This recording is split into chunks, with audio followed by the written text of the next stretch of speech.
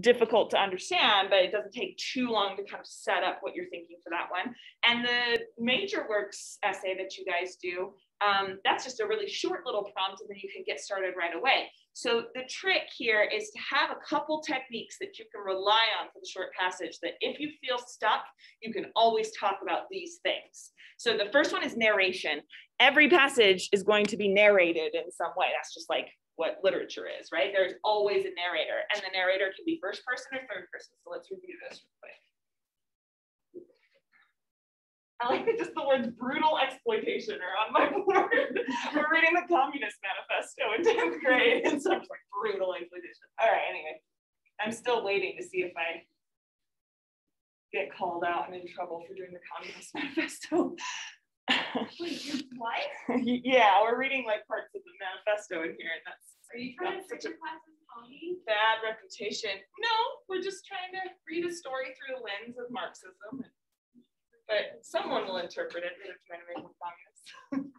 All right, first person. So first person narration is using I or we. I'm not even asking you about that because I assume that we knew that. And then, sorry, I'm just making sure that nobody else is on here. And then there's different kinds of first person narration. The two kinds that we talked about that might be important on the short passage is participant and observer. Okay, participant is exactly what it sounds like. The first person narrator is a active participant in the story, like a main participant in the story. And an observer is somebody who's kind of on the sidelines, still speaking in the first person, but maybe was not totally involved with the main action of the story. So I think like Nick Carraway, I mean, there's a debate in The Great Gatsby which one he is, but Nick Carraway is probably more of an observer because he's not Gatsby or Daisy, and that's the central story in The Great Gatsby. So tell me, what are some general effects? Why would a writer choose to have their first person narrator be a participant rather than an observer? Brooklyn? I think if they're trying to set up a particular theme or like, I guess, bias, like trying to give an idea of who's right, then usually, well, not usually, but like sometimes the person who they agree, but yeah, the author wants the reader to agree with is like more actively involved in the story and kind of influences where it goes. Like that.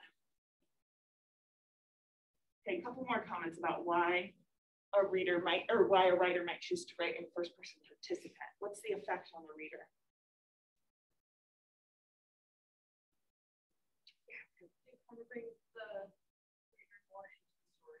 Okay, good. So reader directly affected by emotions, directly, I'm going to say emotional, right? So a lot of times a first person participant is like, I'm doing this and I'm doing that. And you, because you're reading it with that word I in your head, it sort of gets more aligned with you doing those things too. So you experiencing those emotions. Yeah, anything else you want to say about participant narrators? I think this point is really important. It sets up a protagonist pretty clearly, and then the reader can decide, is this protagonist somebody who is a model, or is this protagonist somebody who is meant to be criticized, right? And when we're in that person's head, that becomes a little bit more clear about their bias. All first-person narration is a little bit biased, right? Some might be more trustworthy than others. We wouldn't say that all of them are unreliable, but they all have some kind of bias associated with them. And then an observer narrator. Why would a writer choose to have a narrator who's first person but not directly involved in the action? Ellie Rose? I think the observer acts as like the audience. So by having one, it allows for the audience to direct where the audience should be. Awesome. Awesome. So this one might be a little bit more directed. I think first person observer often sets us up for a more critical narrator, where we're kind of like watching. So what happens, like think about The Great Gatsby, what happens is we're Nick and we're looking at Gatsby, and Nick is making all of these judgments about Gatsby, and that sort of directs the judgments we're going to be making about Gatsby too. If there weren't a Nick in The Great Gatsby, we would probably hate Gatsby. But because there's a Nick who is clearly in love with Gatsby, in whatever way we want to think about it, we are also in love with Gatsby in a lot of ways. Okay, any other reason they choose an observer rather than a participant? I think this is a good place to start. Oh, Emily. Yeah, just like adding off that, just kind of tells us how to feel. Yeah. Like you're supposed to kind of feel the same. Yes. You're not usually like flashing with them on your observations of these people because you just don't have enough information. Yeah, and in that way, the observer is very limited in information as well. So we don't get inside our protagonist's head. We are just observing sort of like the actions. So there's less of an emotional involvement and more of a critical involvement in what's going on in the story. All right. In first person too, there is also stream of consciousness. This was the style that we talked about with As I Lay Dying. Explain to me what stream of consciousness is. Kylie? It's kind of like a bunch of first person. Well, it doesn't have to be. It could like still be one. Wait, could be one. Yeah, stream of consciousness still could be just one narrator. There are books that are written like that, like Virginia Woolf sometimes writes in that style. Ellie Rose? Like when the mother was dead. The way she was talking was some stream of consciousness, not necessarily the fact that she was dead and still talking. Kelly? But like just goes through everything. It kind of, so it's the narrator just recording everything that is going on in their head at the time. Now, there is really no character, right? But it is supposed to mimic human thought. And in that way, it's pretty chaotic. It's pretty random and scattered. It's not necessarily concerned with linearity. Like it's not like first this happened, then this happened. It's just like, here is what is going on in my head. Turns out the human head is not like, the human brain is not like that linear, not that great of like a storyteller in that traditional way. So it's highly emotional too. So probably the most stream of consciousness we get in As I Lay Dying is Darl's last section. On the train, and he's like moving along, and we're like, I don't know what this guy's mind is doing right now. That's a kind of stream of consciousness. They kind of like to include stream of consciousness on the test because there's a lot to unpack. So that's there. There's bits of the crossing passage that you had, the first one that you annotated, that is stream of consciousness. Okay, that's first person. Let's talk about third person. Can I erase this? Okay.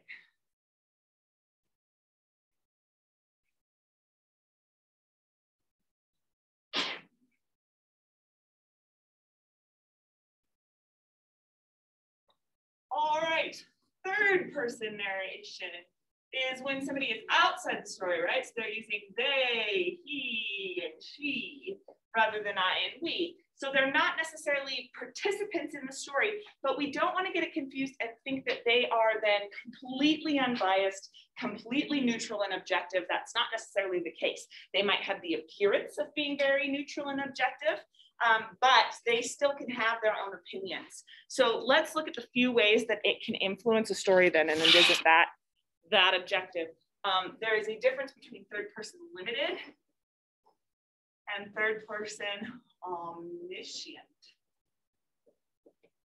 And this year, I might have not taught you this. Are these looking familiar? Okay, good. I gave you that chart. And, okay, good. All right, so then what's third person limited versus omniscient? What's the difference between these two? Like describing in like specifically one character set, and omniscient in like switch around. Yep.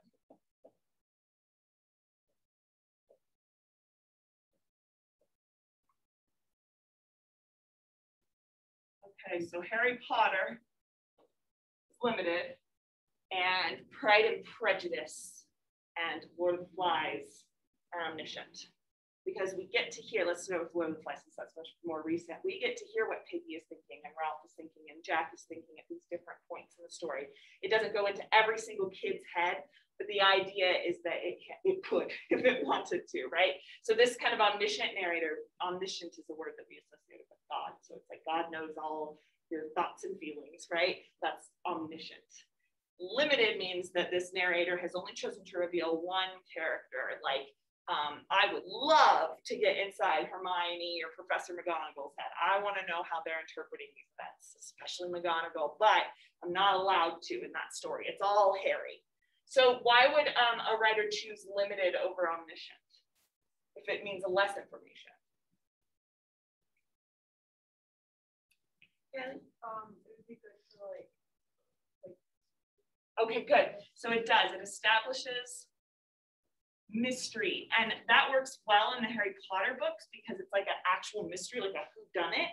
But it also establishes mystery in terms of like social relationships too. So you know, it's also a does he like me? Does he not? What does he think of what I just said? Sorry, all of that kind of stuff.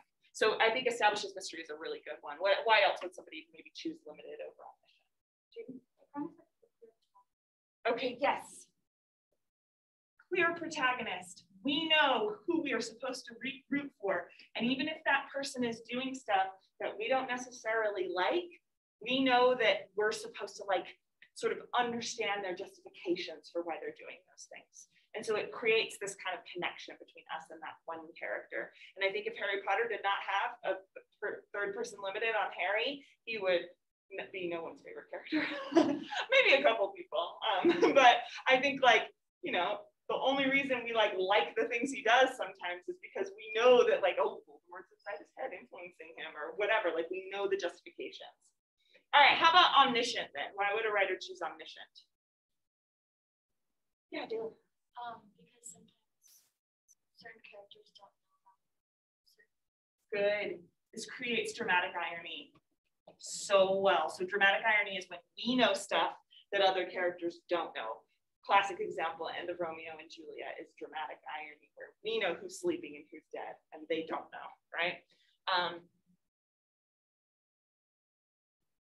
There we go. There's this tiny little hair in there. Anyway, so that's so gross.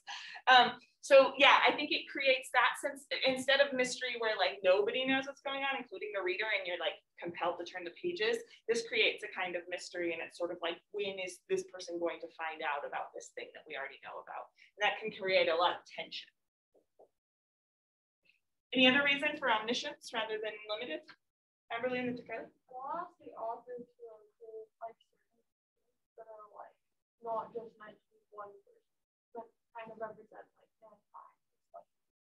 Absolutely, that is very strong in this style of narration, where it's sort of showing commonalities between thought processes.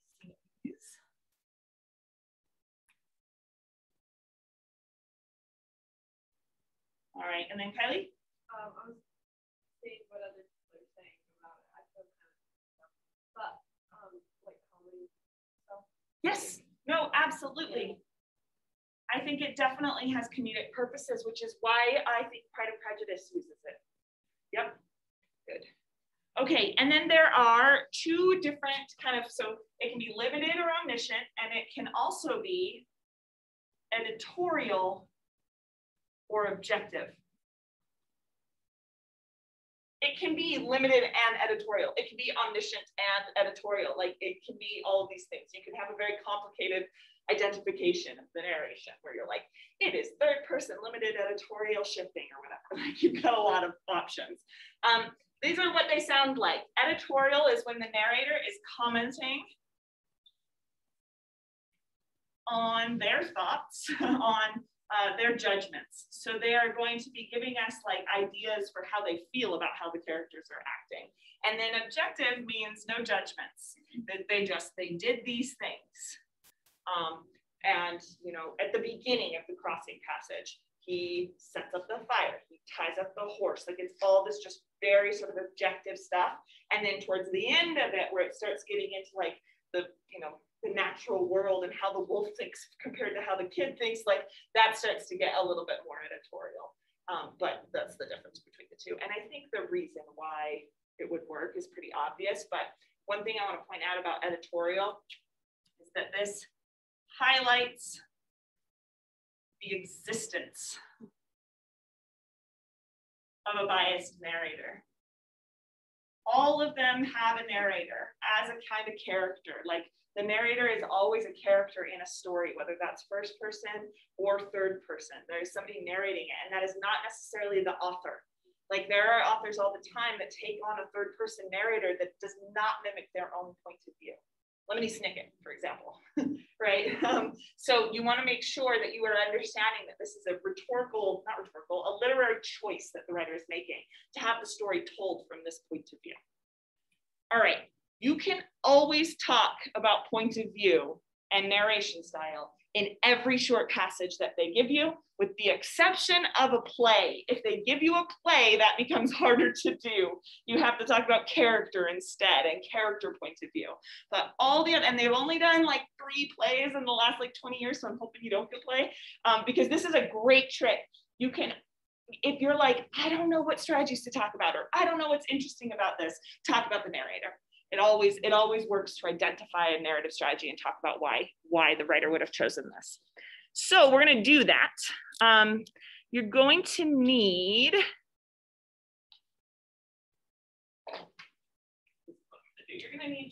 annotations for today.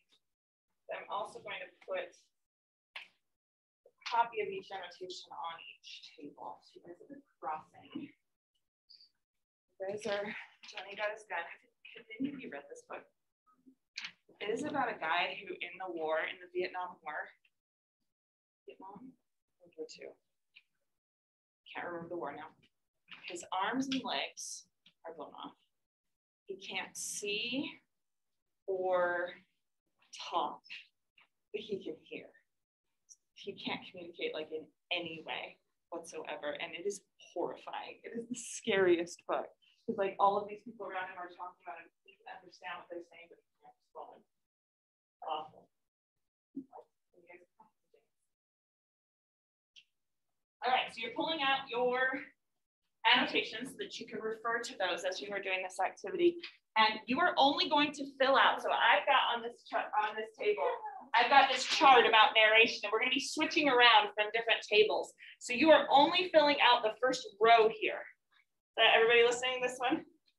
Yeah. Okay, cool. So it's just general points about the narration style, then find one quotation that you think reveals something about that narration style, and close read the quotation by thinking about denotation, connotation, syntax, figurative language, all that stuff we talked about in here. You're gonna fill out just that first row for your prompt. Okay, go ahead. The Johnny got his gun. Oh, no, so there's 2 sheets. One is for imagery, which we're going to do here in a minute. So just keep that to the side. You're only doing it for the narration, and you're doing it together as a little group.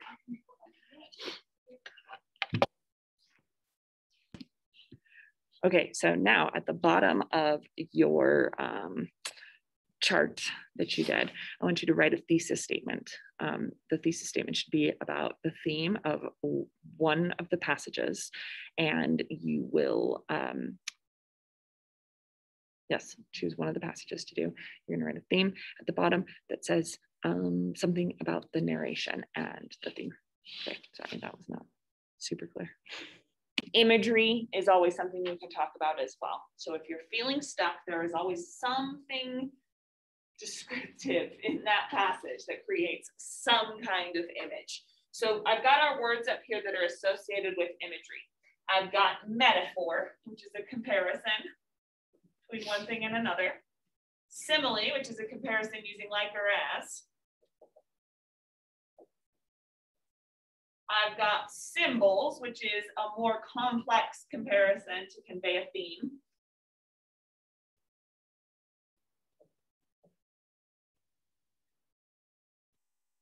I've got metonymy. Does anyone remember what metonymy is? I don't know that we talked about it this year, but we talked about it last year if you were in my class.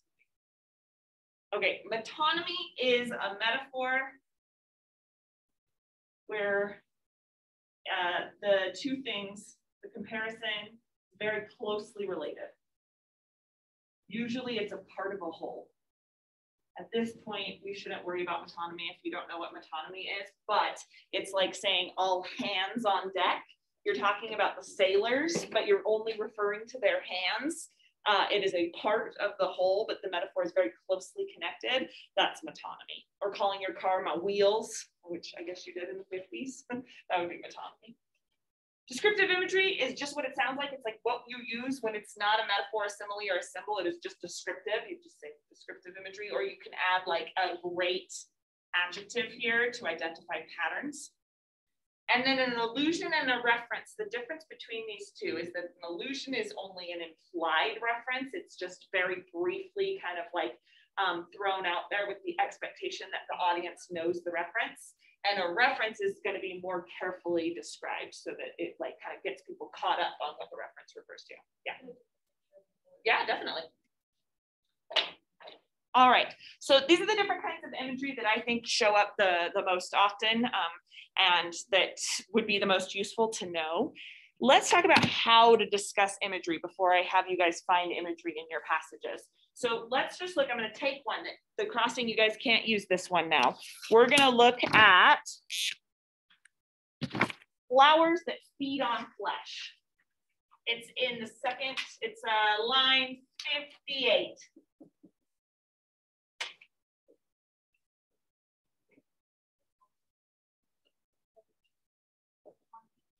Number 4 says metonymy. Yeah, sorry.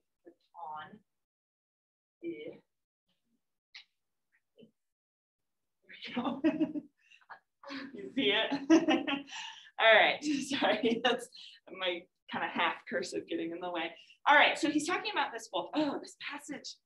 I have to tell you about this book. This is my all-time favorite book for crossing.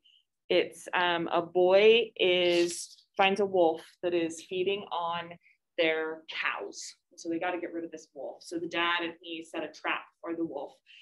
But when he sees the wolf in that trap, he realizes he can't kill the wolf. Like he is just in awe of this wolf. So instead of killing it, he leaves his family. He's like 14. He just randomly just leaves. And he finds a way to like attach the wolf to this contraption so that he can lead the wolf back into Mexico and leave it in the mountains in Mexico. So it'll be far enough away from the farm that it won't come back and bother him. And at this point in the story, it's a kind of a spoiler, actually. This is like a third of the way into the book. The wolf gets captured by a bunch of people in this village and they put it in a dog fight. And the wolf is just like destroyed in this dog fight. And this is the moment when the wolf is dying. And the boy, I mean, it is, oh, I cry every time. I've read this book like 5 times and I like sob every time because it's just this really powerful moment and he's communing with this wolf. Like he's got his hands in the wolf's fur and he's kind of like having this experience of what the wolf's power actually could have been like, you know, and what it was. And it says, where she ran, the cries of the coyotes clapped shut as if a door had closed upon them, and all was fear and marvel. He took up her stiff head out of the leaves and held it, or he reached to hold what cannot be held, what already ran among the mountains, it's once terrible and of a great beauty, like flowers that feed on flesh. So what kind of imagery is that? It's a simile, yeah, because this guy, McCarthy, he uses so many similes. You see it all over the place, like a dozing penitent, like all these different things. He always says like, and he kind of adds on to the sentence to make it like very complex and rich. In order to talk about the effect of that simile, then, you need to talk about the actual physical thing that it is being compared to. So tell me about flowers that feed on flesh. Well, there's the Venus flytrap, right? Does that count as flesh, eating flies and bugs and stuff? It could be like a poison ivy, okay. Yeah, Brooklyn? Okay, good. What about it? Flowers that feed on flesh, the flowers are usually like gentle things. They let like the bees like so these flowers like feed on flesh. So they are not gentle. What's the opposite of gentle? Ravenous. And then instead of helping the bees, they will eat the bees. So their help turns into exploitation, kind of. All right, Cool. Tell me more about flowers that feed on flesh. Yeah. So one of these books that I've read before, it's about like how small children. Okay. Anyways, so wait, what's this called? Wait. Promised Neverland? As it should. Oh, okay. And it has like these really pretty flowers and then piles of dead children. And so if you imagine like flowers, like it's one gentle and like really pretty. Like the flowers that they use are red flowers. Ah, good. Yep. Like which represents like blood and stuff. So when I imagine flowers that feed on flesh, a red rose that's like stabbed too. Yeah, good. So it's like it's pretty and colorful, but it is also associated with blood and guts. Good. Yeah, Brooklyn.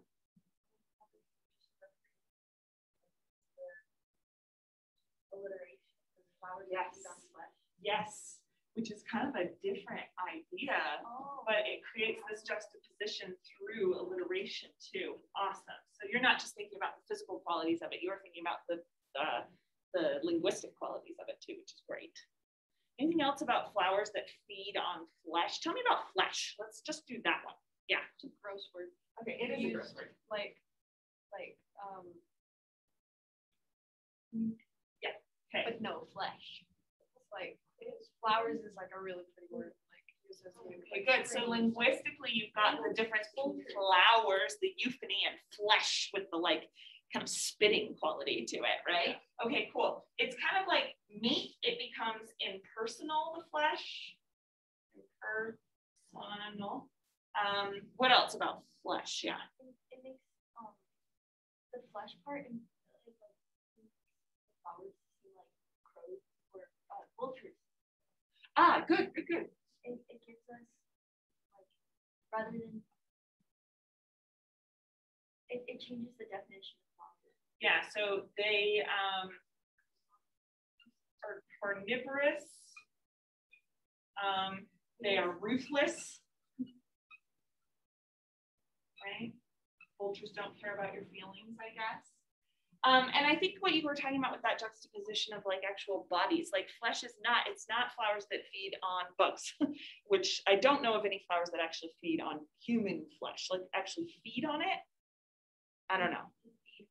Yeah, maybe like molds and stuff, but I don't think flowers. So there's that movie, The Ruins, which is so good about flowers that feed on flesh, just so you can have that recommendation. Very gory and very kind of weird. But anyway, I don't think in real life there is that thing, right? But instead of calling it like bugs or vermin or anything like that, it says flesh to create this kind of like humanistic quality to it, you know? You said personification. So then let's look at the passage again. So we've got all these physical characteristics of flowers that feed on flesh. And it says, what already ran among the mountains at once terrible and of great beauty, like flowers that feed on flesh, what blood and bone are made of, but can themselves not make on any altar nor by any wound of war. What we may well believe has power to cut and shape the hollow out of the dark form of the world, surely if wind can, if rain can. So what he's talking about here, and it's very poetic, he's communing with this wolf, and he's kind of thinking about the power of nature as represented through this wolf, right? So tell me about how this simile then is this sounds like kind of elementary school language, but this is how I think about it when I'm writing these analyses. Why is this simile good for this particular idea? Yeah. It talks about how nature keeps us alive. Okay, tell me more about that. So if dying and you could by like with nature, yeah, it's just like a natural process, and it's not something that like was on it's something that was not. Okay, how does that relate to flowers that feed on flesh? Like in nature, over what like humans or like an idea. Good. So it's like a consuming of the natural world over flesh, right? Which is what is happening right now to this wolf. Yeah, I like that. Emily?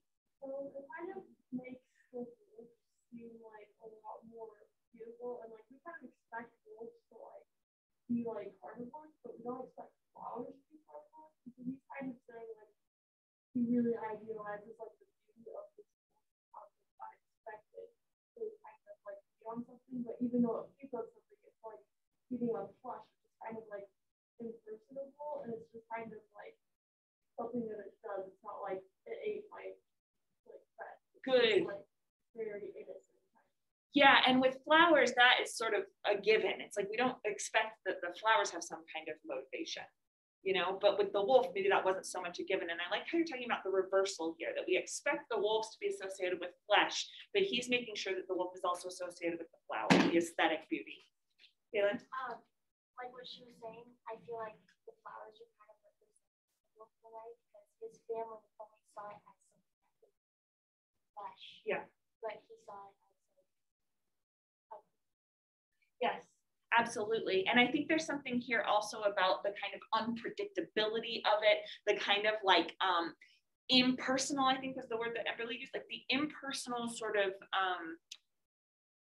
impersonal and yet beautiful quality of the natural world that cannot be captured.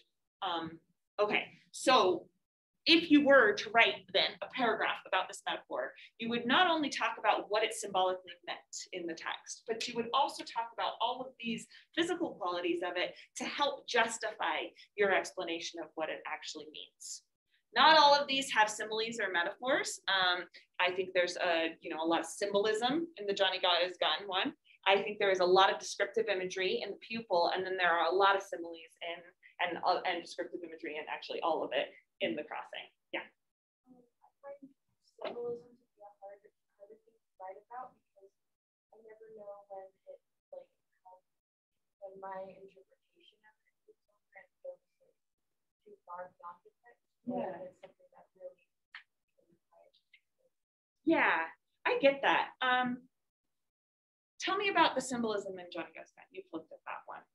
What do you think is symbolic about that one with the fishing rod? Because like nature describing that as an elegant and like always the boat uses a lot of like each year. Yeah. They're always like raining down or something, and the rod how he's each year.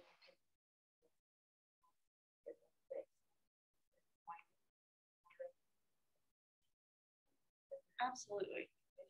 Absolutely. I don't think that's taking it too far at all. I think you could even take it a little bit further. Does anyone else have ideas about the symbolism of that one? Yeah. I think the symbol of like connection and change. Okay, good. Fishing rod, when he goes fishing, and goes into nature, he goes with his father. Yeah. And that connection, and then every year, if he goes to change, like get it fixed. Yes, absolutely. Okay, so we've got connection and change. We've got renewal and tradition. Yeah. I think it's founded on like the renewal and tradition. It's like the fishing rod is kind of like his father's like adult like habit, and like by giving him the fishing rod to use, it's like this is like the passage of him through time and like something. Yes, it's a coming of age moment too. And in that way, it's that word. Do you guys remember the word Bildungsroman? Huh? I'm hoping, maybe you didn't learn that one. We didn't talk about it. No, it's German. Okay. We talked about this with Huck Finn.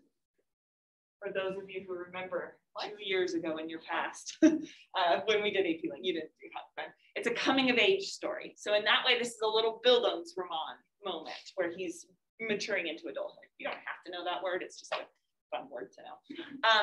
And Jaden, what do you think it's symbolic? I think it's a lot like what they're saying, that like it's basically him all of this new beginning. Because before it says that he's going on a teacher with his friend, it's both the beginning and ending at the same time. And I think when he gives him the fishing rod, it's kind of like this symbolism of it's okay, Rob, and it's okay to move on and to want to life. Yes. And you're not necessarily following anymore. You don't have to be Absolutely. Okay. Do you guys notice how all of the symbolic meaning that you are talking about remains at a thematic level. You are talking about thematics. You're saying it's coming of age. It's an acceptance of the coming of age process. It's tradition and renewal. It is change and acceptance, right? All of those things are at this thematic level. Where you would go too far is if you looked at 1939 and you said, this is symbolic of the country getting over the Depression, where it's like it becomes something very specific and like pinpointed in time, or this is symbolic of, can't even think of a different example. Like this is symbolic of what a man had to experience in 1939 and how fishing was, his profession. Like, So when you're talking about symbolism, if you're a little bit afraid of like, I don't know if I'm taking this too far, just think about keeping it at that thematic level and you'll be able to justify it. Yeah. Does that answer your question? Okay, cool. Yeah, Amberly? I had a question in writing this. So like, we're supposed to kind of go through and like all the different kind of like connotations, like stuff. Yeah. Like, how do you actually write about that without becoming listless?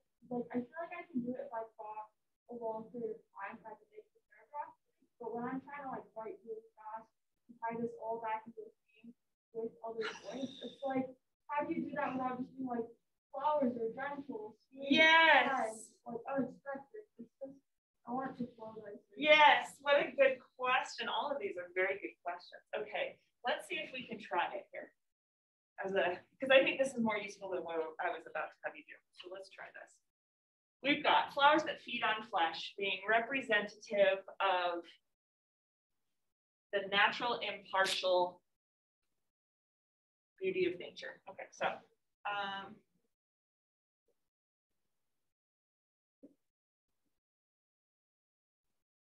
nope, not symbol.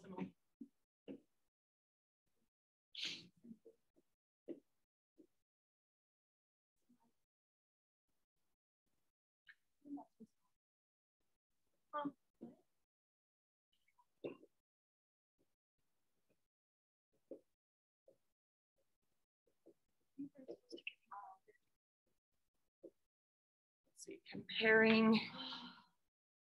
I like the M. Sorry. You like my what? Oh, thanks. Like it's not messy in a way. It's very. It is. What's weird is all of my siblings have the same one because it's my mom's handwriting almost exactly, and it's so weird how you start to like copy those sorts of things. Okay, comparing the wolf and her journey, her running. They travel all that way, and then the wolf just dies. Yeah, it's so sad. Oh. Oh. That's so sad. Oh my gosh, that was so sad. Wait, well, what? That's basically what the end was. The end didn't end like that.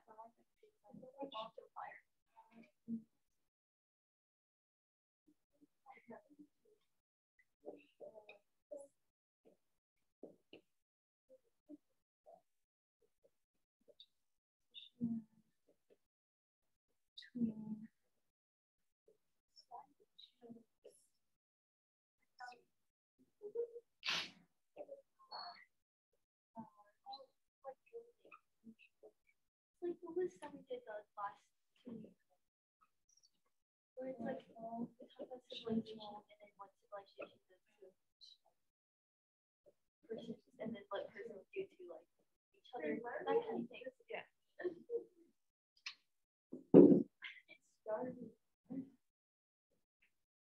Do you want an orange? Wait, who said? Do you want an orange? Dayla, do you want an orange? I have 4. Oh, that's so weird. I'm really hungry. I'm gonna get Sorry, I just want to demonstrate this. I like watching you write. It sounds so. You flow so well, especially when we're old.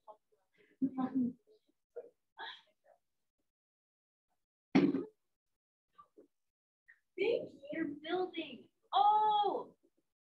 You're getting it? Yeah. Do you want an orange? I think so. Okay.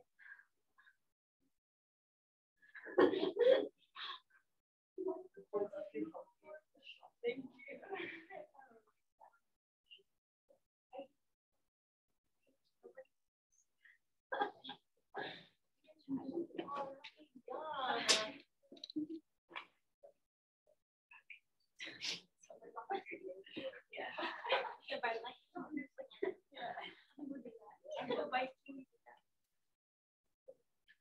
Wow. You wrote an entire paragraph. Okay, it's not my very best, for sure. Really? It's so pretty though. But let's look at, I think this is going to answer your question a little bit. So it says, McCarthy uses a simile to evoke the beauty and impartiality of nature. I believe that was like your comment about it, right? Okay. Comparing the wolf and her running through the mountains to a flower that feeds on flesh, because the simile, the direct comparison always in McCarthy is a little bit off. It's like, we don't really know what he's comparing it to. Yeah. When you quote like that, you have to put what? No, great question. I've been noticing that in your passages. You guys do not have to, in these close reading of the short passages, you do not have to cite the page number or anything like that. Same with the poems. You don't have to do AP Lit test. You don't have to do any in-text citations. All right. So he compares it to this, flowers that feed on flesh. Talk about what McCarthy highlights the juxtaposition, Brookman's word, between aesthetics and survival. Flowers, usually colorful, gentle, and life-giving, are here associated with the cold, harsh image of flesh. The flower that feeds on flesh is ravenous and terrifying, and yet does not lose its beauty. The simile shows how the wolf, normally associated with carnivorous consumption, can simultaneously be appreciated. That at the end, it kind of, I would have thought about that. So it does have these list-like qualities within sentences. Like where it's colorful, gentle, life-giving, you know, but I don't have to do separate sentences for each idea. The flesh is colorful, or not flesh, I guess that's colorful too, but, you know, and so I don't have to separate those things. I'm just trying to pack it full of as much interpretation as I can into each sentence. And then I've got, you know, I think the beginning half of a paragraph, you might even say uses, I think this would work for a paragraph. Yeah. Oh, that whole thing would be the paragraph? Yeah, I think so. Your paragraphs are usually this long. It just looks bigger because it's up here on the board in big handwriting. Oh. Yeah, this is kind of a little short paragraph, but yeah. And then you might even have, I mean, this might not connect yet to my theme. I might have one more sentence that really connects it to my theme, but I don't have a theme yet. So I didn't do the work for that. All right, does that make a little more sense? Yeah, that does. Awesome. What a good question. I'm going to take a picture so I can show my other class because I bet they have that same question. Okay, so you guys have a chart about imagery now. Flipped it upside down for you. Oh. We're going to do 2 of these here at the end of class. So same idea. You have some general thoughts about the imagery in the passage as a whole. You're finding a quotation that proves those general thoughts, and then you're picking apart that quotation similarly to how we did right up here, but not all of them are going to be similes, right? You got the symbolism, you got the descriptive imagery, etc. Okay, go ahead.